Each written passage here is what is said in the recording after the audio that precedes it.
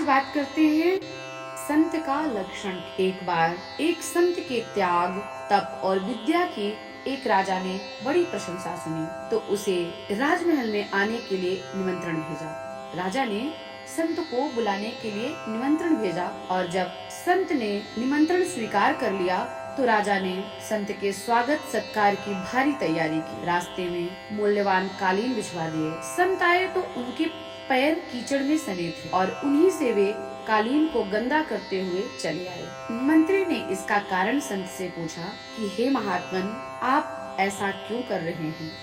तो संत ने कहा, गर्व मुझे बुरा लगता है, अर्थात घमंड मुझे बुरा लगता है और राजा ने यह प्रदर्शन किया है। इसी कारण मैंने इसे गंदा करने के लिए अपने पैर कीचड़ में साने और इस कालीन को गंदा करके राजा के घमंड को चूर कर रहा हूँ। राजा भी संत के स्वागत के लिए आ रहे थे। राजा ने संत से मिलकर कहा, बड़े विनम्र होकर संत से कहा, हे भगवान, घमंड से घमंड को कैसे चूर किया जा सकता है? तब संत कुछ ना बोल सके और उन्होंने अपनी गलती सुधारने के लिए उल्टे पांव वापस चलना उचित समझा। अर्थात महान बनने के लिए अहंकार छोड़ना पड़ता है। सच्चा संत अहंकार से कोसों दूर रहते हैं। उसे अपनी योग, साधना, सिद्धि और धार्मिक होने का तनिक भी अभिमान नहीं होता, तनिक भी भान नहीं होता। वह इनका प्रदर्शन भी नहीं करते, वह केवल पीड़ित मानवता की सेवा करते हैं। घमंड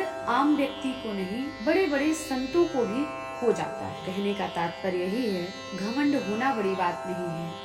घमंड तो सबको हो सकता है। भगवान की माया तो किसी को भी मोह सकती है, लेकिन भगवान की अहेतुकी कृपा वह है कि माया ने मोह लिया लेकिन हमें भान हुआ तो हम उसका सुधार करें। संत का लक्षण यही है।